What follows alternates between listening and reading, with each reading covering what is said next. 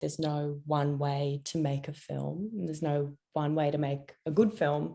It's really about finding what works for you and also being a good collaborator. And I think all the great directors that I've worked with have been really good at making the whole team feel really included and kind of bringing up everybody's creativity.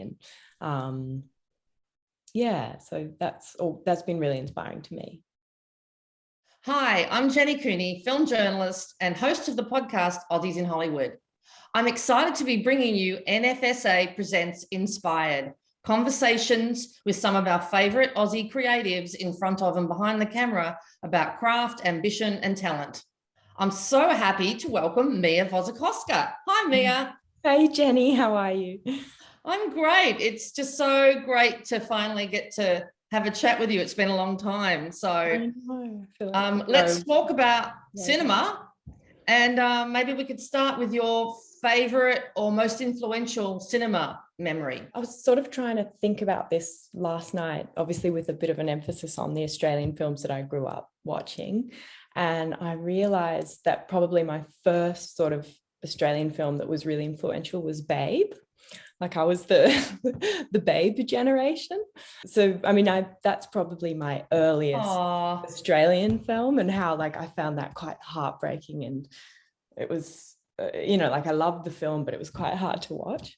And, then there's been so many over the years, like at different stages in my life. I remember Somersault being quite a influential film for me when I saw it at the time, especially because Kate Shortland had gone through the art school in Canberra, and it just sort of opened my eyes to, I don't know, what was possible. And and then there's heaps. I could go on, but you stop me.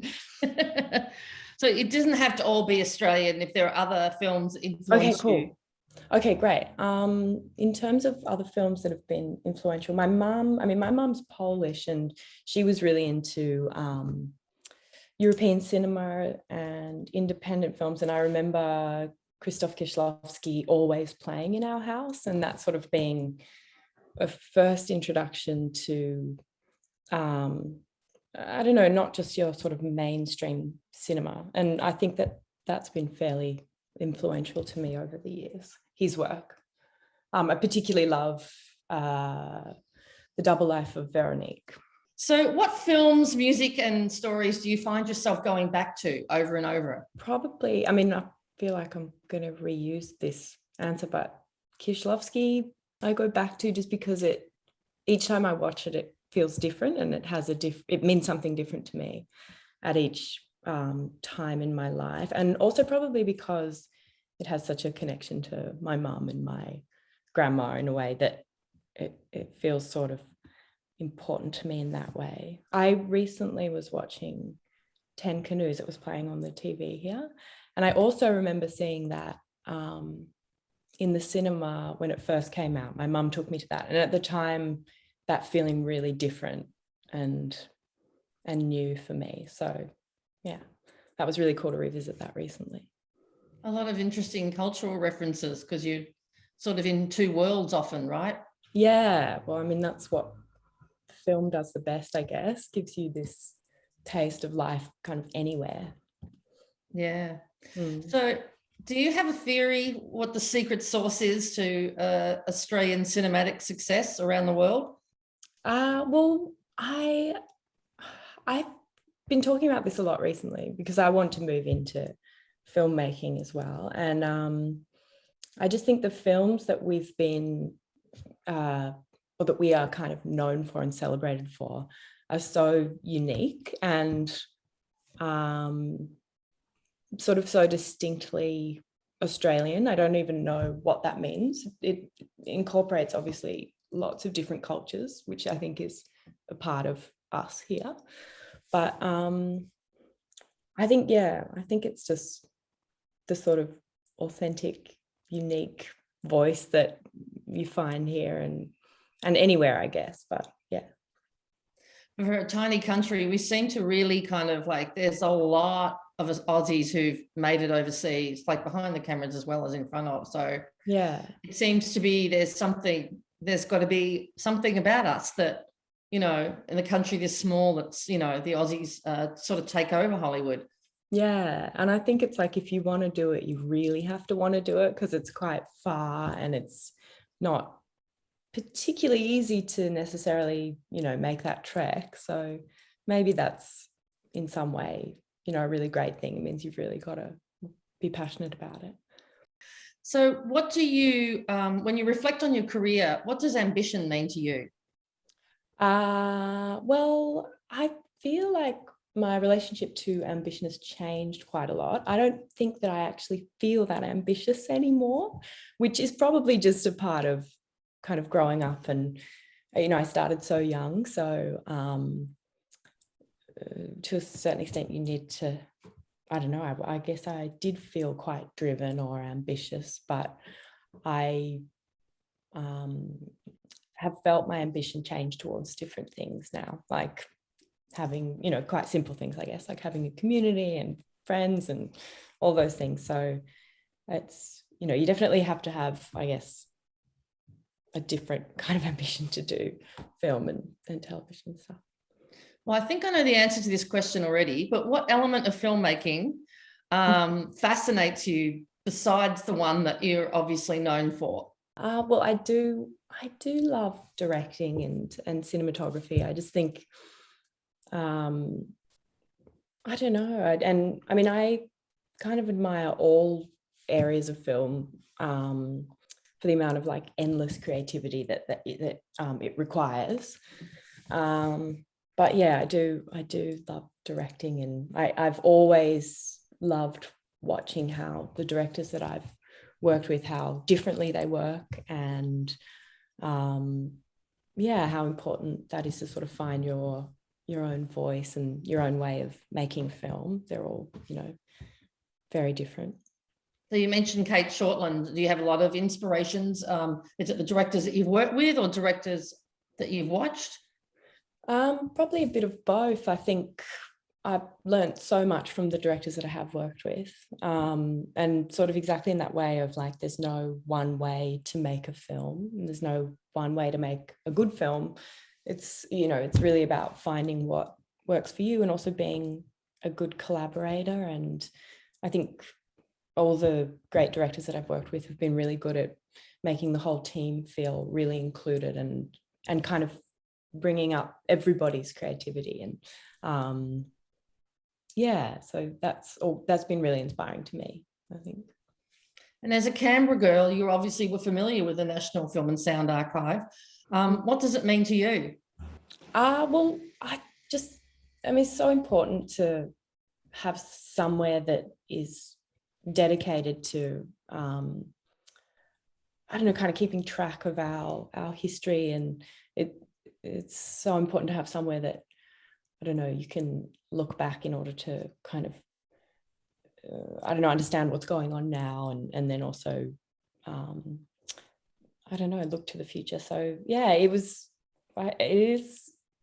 a very Canberra thing, I guess. You always grow up with it, and as a kid you think it doesn't have anything to do with you, and then you grow up and I'm sort of surprised to be like, oh, that's my industry and in my town.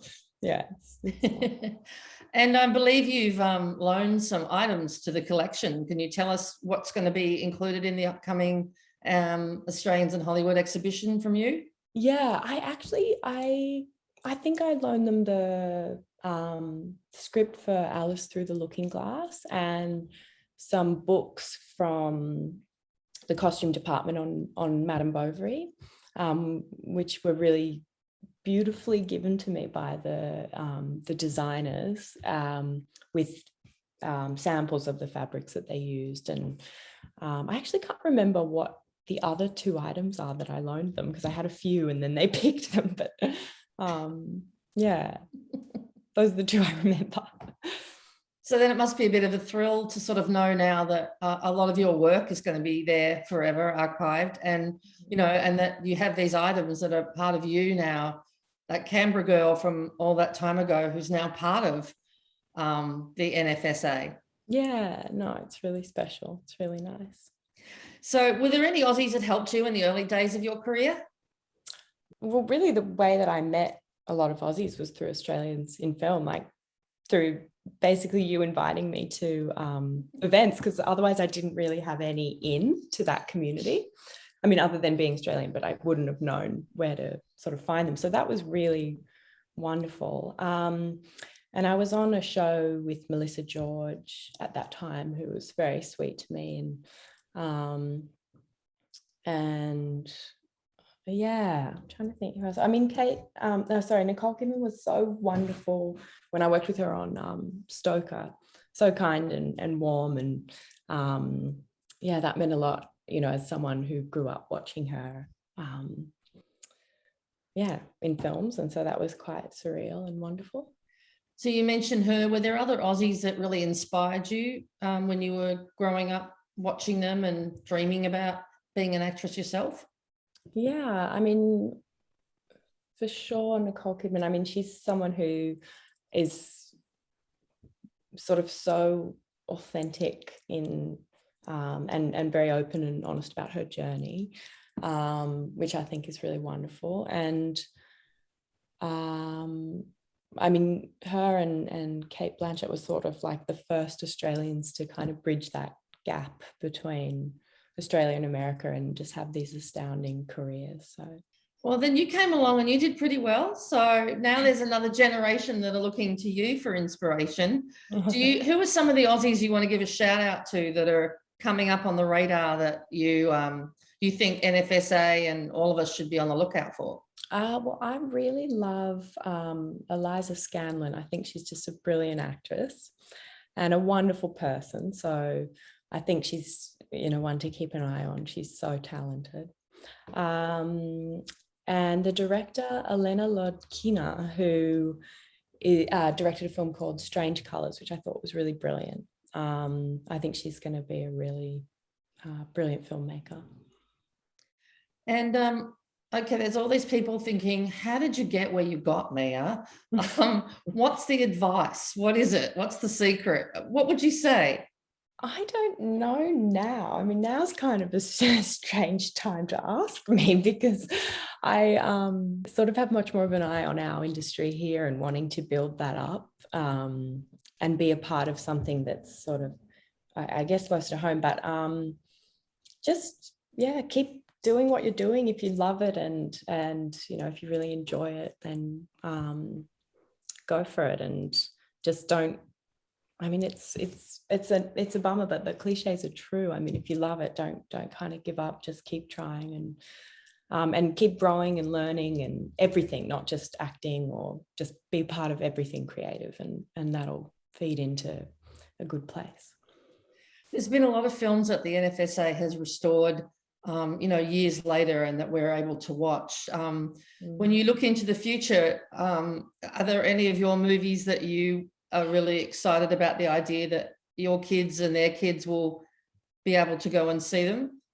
I don't know, actually. I mean, to be honest, one film that I did a film with Gus Van Sant called Restless, and he, after every take, he made us do a silent take. So we would take the dialogue away and just do a take that was silent. And I know that he made a film which was a silent version of that film. And I've never seen it. And so I really want to track it down. But because it's like a sort of a second version of the film that we did. Well, so there you go. There's a challenge for NFSA right there. If they can find it, then I would like to see it. Thank you so much, Mia. And thanks everyone for watching. And join us soon for the next episode of NFSA Presents Inspired. Thanks, Jenny.